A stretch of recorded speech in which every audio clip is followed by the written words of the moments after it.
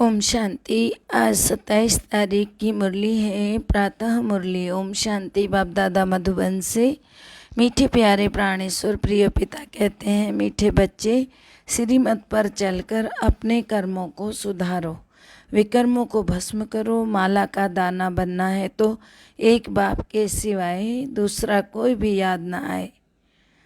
प्रश्न: किन बच्चों की रक्षा बाप स्वतः ही करता है? उत्तर है, जो जितना सफाई से चलते हैं, बाप से सदा सच्चे रहते हैं, उनकी रक्षा स्वतः ही होती रहती है। झूठा चलने वालों की रक्षा हो नहीं सकती, माया उन्हें बहुत खींचती रहती है, उनके लिए फिर सजा कायम हो जाती है। प्रश्न: बच्चे रूहानी सर्जन से अपनी बीमारी छिपाते क्यों हैं? उत्तर है, क्योंकि उन्हें अपनी इज्जत का डर रहता है। जानते भी ये माया ने हमें धोखा दिया है, आंखें क्रिमिनल हो गई हैं, फिर भी बाप से छिपा लेते हैं। बाबा कहते हैं कि बच्चे, जितना तुम छिपाएंगे उतना नीचे ही गिरते जाएंगे, माया खा लेगी, फिर पढ़ाई छूट जाएगी। इसलिए बहुत खबरदार रहना है, मन मत व आसुरी मत पर नहीं चलना है। ओम शांति, ओम शांति। रूहानी बाप रूहानी बच्चों को समझाते हैं। बच्चों ने यह निश्चय तो किया है कि रूहानी बाप ही आत्माओं को पढ़ाते हैं, इसलिए गायन है कि आत्मा परमात्मा अलग रहे बहुकाल। मूल वतन में तो सभी आत्माएं इकट्ठी रहती हैं, अलग नहीं रहती। फिर वहाँ से आत्माएं बिछुड़ती हैं, आकर के अपना अपना पार्ट बजाती हैं। सतो प्रधान से उतरते उतरते तमो प्रधान बन जाती है। बुलाते भी हैं, पतित पावन आओ, आकर पावन बनाओ। बाबा बच्चों को समझाते हैं, हम हर 5000 वर्ष बाद आते हैं। यह सृष्टि चक्र की 5000 वर्ष पूरा होता है तो सृष्टि चक्र ही कितने वर्ष का है? 5000 वर्ष का। निराकार बाबा भी जरूर तन के द्वारा आएंगे ना सुनाने के लिए। तो सुनाएंगे कैसे? क्योंकि उनके पास तो शरीर है नहीं, ऊपर से तो कोई प्रेरणा आदि आती नहीं है। कोई ऊपर से बाबा प्रेरणा नहीं करते जो किसी को समझ में आए और यहाँ आकर के पाठ अपने आप शुरू हो जाए। भगवान को ऊपर से आना पड़ता है, किसी का जरिया बनाकर वो बातचीत करते हैं। हम आत्माओं से शरीर धारण करते हैं ब्रह्मा बाबा का, उसके बाद हम सब बच्चों से बातचीत करते हैं। बाप भी कहते हैं, मैं इस तन के द्वारा तुमसे बात करता हूँ, तुम बच्चों को डायरेक्शन देता हूँ। जितना जो डायरेक्शन पर चलते वह अपना ही कल्याण करते हैं। बाबा तो समझाते हैं। फिर कोई श्रीमत पर चले व ना चले, टीचर भी सुने व ना सुने, वह तो अपने लिए ही फ़ायदा अथवा नुकसान करते हैं। नहीं सुनेगा तो फेल हो जाएगा। शिव बाबा तो अच्छी रीति समझाते हैं। शिव बाबा से तुम बच्चों को सीख कर फिर सिखाना है। सन सोच फादर, इसमें जिस्मानी बाप की बात नहीं है, यह है रूहानी बाप की बात। बच्चे समझते हैं, जितना जो श्रीमत पर चलते हैं उतना वर्षा पाते हैं। बाबा कहते हैं, मुझे याद करो तो तुम्हारे जन्म जन्मांतर के पाप कट जाएंगे, क्योंकि रावण राज्य में पाप आत्माएं पुण्य आत्माएं के आगे माथा टेकती हैं। तो पाप आत्माएं पुण्य आत्माओं के आगे माथा टेकती, बाबा ने बताया। परंतु यह नहीं जानती कि यही आत्मा पुण्य आत्माएं फिर पाप आत्माएं बन जाती। तो समझते हैं वह तो सदैव पुण्य आत्माएं। बाबा समझाते, पुनर्जन्म लेते लेते पुण्य आत्मा से पाप आत्मा बनते हैं। 84 जन्म लेते, सतो प्रधान से तमो प्रधान में आते हैं तो पाप आत्माएं बनते हैं। फिर बाप को याद करते हैं। जब पुण्य आत्मा है तो बाप को याद करने की दरकार नहीं। अब यह सब बातें सबको बाप तो नहीं बैठ समझाएंगे ना। बच्चे सर्विस करते हैं। मनुष्य तो इस समय असुर बनते जाते हैं, इस कारण बुद्धि में बैठता नहीं है। परमात्मा सर्वव्यापी नहीं है, सारा मदार इस बात पर है।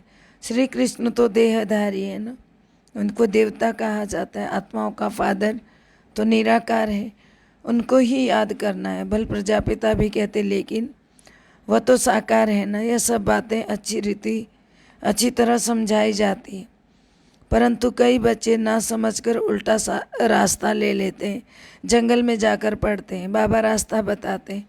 शहर अथवा स्वर्ग में जाने का, परंतु ना समझने के कारण जंगल में जाकर पड़ते। जंगल में चले जाते तो कांटे भी तो बन जाते हैं ना, तो यहाँ रहते भी रास्ता पूरा पकड़ते नहीं, बीच में ही रह जाते, फिर वहाँ ही भी पिछाड़ी में आ जाते। तुम यहाँ आए हो स्वर्ग में जाने के लिए, ऊंचा पद पाने के लिए। तो बाबा ने बताया कि त्रेता को भी वास्तव में स्वर्ग नहीं कहेंगे, 25% कम हो जाएगा समय। तो अभी तुम हो संगम पर। बाप कहते पुरानी दुनिया को त्याग कर नई दुनिया को याद करो। ऐसे तो नहीं कहेंगे ना, पुरानी दुनिया को भूल त्रेता को याद करो। त्रेता को थोड़ी नई दुनिया कहेंगे। रास्ता ठीक ना पकड़ने के कारण नीचे ऊपर होते रहते। ड्रामा अनुसार कल्प पहले जिन्होंने पूरा इम्तहान पास किया, सारा मदार पढ़ाई पर है।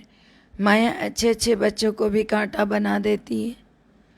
ट्रेटर बन जाते जो अपने घर को छोड़ दूसरी तरफ जाए, और ट्रेटर कहा जाएगा ना उनको। तो जो अपने बाबा को छोड़कर औरों के पास चले जाते हैं उनको क्या कहेंगे? ट्रेटर कहेंगे। बाप तो माया से छुड़ाने आए। कहते ना बाबा माया बड़ी दुस्तर है, अपनी तरफ खींचती है माया, कम चुंबक थोड़ी है, बहुत बड़ी चुंबक है माया भी। इस समय देखो खूबसूरती भी कितनी बढ़ गई है, कितने फैशनेबल बन गए। बायोस्कोप में क्या क्या दिखाते हैं। आगे यह बायोस्कोप नहीं थे, 100 वर्ष के अंदर ही सब कुछ निकले।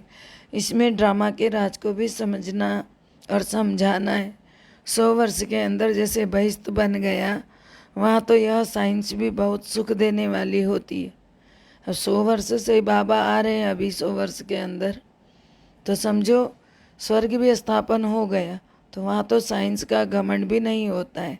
कितना सुख देती है यह साइंस, परंतु वह सुख स्थायी हो जाए इसलिए पुरानी दुनिया का विनाश होता है। बाप बच्चों को उच्च चढ़ाने के लिए देखो कितनी मेहनत करते, परंतु कोई कोई तो मानते ही नहीं है। बाबा हमको पढ़ाते, अच्छे अच्छे भी माया के चंबे में आ जाते हैं, माया पूरी वश कर लेती है। परंतु फिर भी एक बार जो ज्ञान सुना है तो स्वर्ग में जरूर आएंगे, परंतु उच्च पद नहीं पाएंगे। कहते तो है ना, कहते तो सब है कि हम नारायण बनेंगे, तो पुरुषार्थ भी तो इतना करना चाहिए ना। परंतु है सारा ड्रामा का खेल, कोई चढ़ते हैं कोई गिरते हैं, नीचे ऊपर होता ही रहता है। सारा मदार ही याद की यात्रा पर है। बाप तुमको अखूट खजाना देते हैं, वहाँ कर्म भोग की बात नहीं। इस समय यहाँ जो जमा करते वही पूरा वर्षा पाते हैं। यह ख्याल नहीं करना चाहिए कि चढ़ेंगे तो फिर भी गिरेंगे भी। जास्ती गिरे हैं तो अब तो चढ़ना ही है ना। ड्रामा अनुसार पुरुषार्थ तो होता ही रहता है। शिव की सबसे जास्ती पूजा होती तो उसको फिर ठीक कर भीतर में भी कह देते। कितना अज्ञान होता है। भल शिव की पूजा भी करते हैं, बलि भी चढ़ाते हैं, परंतु फिर भी शिव को कोई जानता ही नहीं कि वह ज्ञान का सागर बाप कैसे आकर हम सबको पढ़ाते हैं। अब पढ़कर पुरुषार्थ करके ऊंचा पद पाना है। माया भी किसको छोड़ती थोड़ी है, एकदम पकड़ लेती है। बाबा कहते हैं बच्चे सच्चा सच्चा चार्ट लिखो। कई बच्चे सच भी नहीं बताते तो सज़ा भी तो हो जाती है ना। सज़ा के समय तोबा तोबा करते, क्षमा करो क्षमा करो, ऐसे फिर नहीं करेंगे, ऐसे बोलते हैं। छोटा बच्चा कोई बुरा काम करे तो बाप मारते हैं, तो तोबा तोबा करते हैं ना। यह वेद का बाप, इतना बड़ा बाप कितनी नम्रता से चलते हैं, कितना मुलायम है। जैसे ही बच्चे मुलायम होते तो कोई भी बात होगी तो कहेंगे अच्छा ठीक है, क्योंकि ड्रामा पर चलते हैं। अच्छा भाभी ऐसी थी, फिर समझाते हैं आगे ऐसा ना हो। श्रीमत और आसुरी मत, यह ब्रह्मा भी अलौकिक बाप है ना, फिर भी बेहद का बाप है। हद के बाप की भल कोई माने ना माने, बेहद के बाप की बाप ने इसे अर्थात ब्रह्मा को निमित्त बनाया तो इनका जरूर मानना चाहिए। इसीलिए बाबा कहते हैं माया कोई कम नहीं है, उल्टा काम करा लेती है। समझना चाहिए कि यह ईश्वरीय मत है। जो ब्रह्मा बाबा कहे या बड़े कहें तो क्या है, समझना चाहिए। बाबा कहते हैं ईश्वरीय मत समझकर चलना चाहिए। अगर सही बात कर रहे हैं, सही काम कराते हैं तो समझ में आ ही जाता है कि भगवान करवा रहे हैं। तो बाबा ने कहा ब्रह्मा को निमित्त बनाए तो जरूर इनका कहना मानना चाहिए। माया कोई कम नहीं है, उल्टा काम करा लेती है। तो समझना चाहिए यह ईश्वरीय मत है। बाबा कहते हैं इनके द्वारा अगर ऐसी कोई मत मिल गई भी है तो भी मैं ठीक कर दूंगा। बाबा ने रथ भी अनुभवी लिया है। कितनी गाली खाई है। बाबा के साथ बहुत सफाई से रहना है, जितना हो सके सफाई से चलेगा, उतनी उनकी रक्षा, जितनी जो सफाई से चलेगा उतनी उनकी रक्षा भी होगी। झूठ चलने वालों की रक्षा नहीं होती है, उनके लिए तो और ही सज़ा हो जाती है। माया नाक से पकड़ लेती है। बच्चे जानते माया खा गई। बीच बीच में झूठ बोलते रहते होंगे, जब कोई काम नहीं बनता, बाबा ने हमारे काम नहीं बनाए, हमने इतना याद किया। वो समय तो भूल जाते हैं जब भगवान के बातों को छोड़कर झूठ सच कहकर मियाँ मिट्ठू बनते हैं। तो बाबा इसीलिए कहते हैं कि बाबा की बात को कहना मानो। अगर ब्रह्मा बाबा ने कहा तो समझो कि बाबा ने कहा। तो माया नाक से पकड़ लेती है। बच्चे जानते हैं माया खा गई, इसलिए हमने पढ़ाई भी छोड़ दी। तो बाबा कहते हैं ना, कुछ भी हो परंतु पढ़ाई कभी बंद नहीं करो। जो जैसा करेगा वैसा पाएगा। कब पाएगा? भविष्य में पाएगा, क्योंकि अभी दुनिया में चेंज होने वाली है।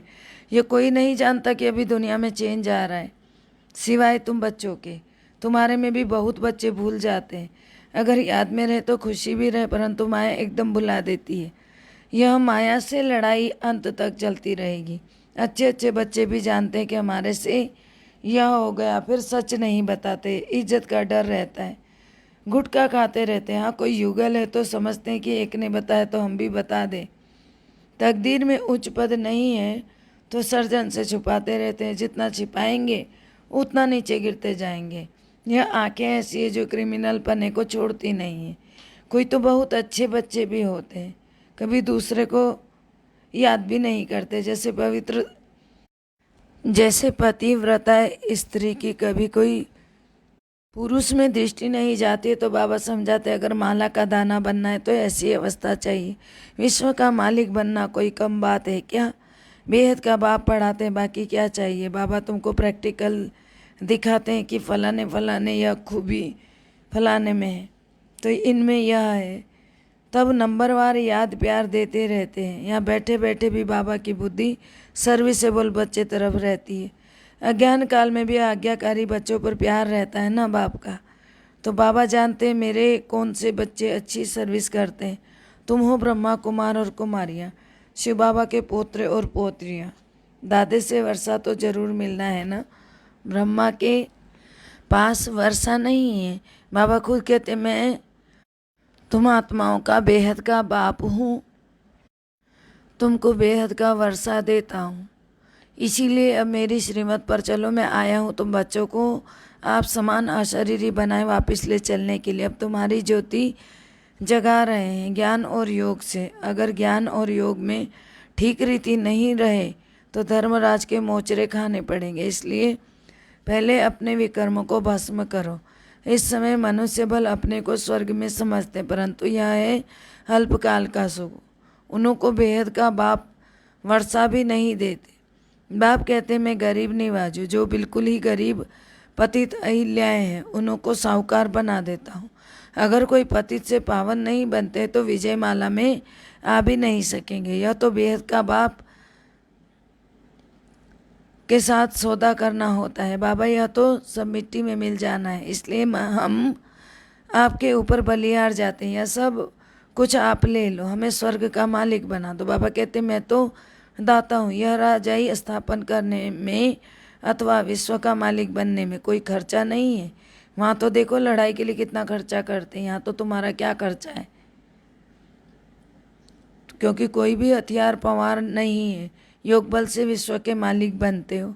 वो लोग बाहुबल से कितना लड़ते रहते, फिर भी विश्व का मालिक तो बन नहीं सकते। ड्रामा में उनका पार्ट ही ऐसा है। सच्चा सच्चा राजयोग वेद का बाप ही सिखाते हैं। तुम जानते हो ना, राजयोग से परमपिता परमात्मा ने स्वर्ग की स्थापना की थी। अभी तुम संगम पर पढ़ रहे हो और पढ़ाई अनुसार ही नंबरवार पद मिलेगा। अच्छा, मीठे मीठे सिखलदे बच्चों प्रति माता पिता बाप दादा का याद प्यार और गुड मॉर्निंग। रूहानी बाप की रूहानी बच्चों को नमस्ते। हम रूहानी बच्चों की रूहानी बाप दादा को दिल व जान से सिख व प्रेम से याद प्यार नमस्कार, good morning, diamond morning, Om Shanti. शुक्रिया मीठे प्यारे बाबा, तहे दिल से आपका बहुत बहुत शुक्रिया। धारणा है, पहला, बाप समान नम्रता का गुण धारण करना है, किसी को भी कांटा नहीं चुभाना है, फूल बन खुशबू देनी है। दूसरा है, सच्चाई का गुण धारण करके सर्जन से कोई भी बात नहीं छिपानी, पढ़ाई किसी भी हालत में नहीं छोड़नी, आज्ञाकारी बनना है। मीठे प्यारे बाबा का वरदान लेंगे। बाप द्वारा मिले वरदानों को समय पर कार्य में लगाकर फलीभूत बनाने वाले वरदानी मूर्त भव। बाप द्वारा मिले हुए वरदानों को समय पर कार्य में लगाकर फलीभूत बनाने वाले वरदानी मूर्त भव। बाप दादा द्वारा जो भी वरदान मिलते हैं उन्हें समय पर कार्य में लगाओ तो वरदान कायम रहेंगे।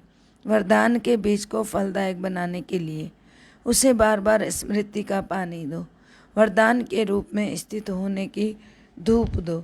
एक वरदान अनेक वरदानों को साथ में लाएगा और फल स्वरूप वरदानी मूर्त बन जाएंगे।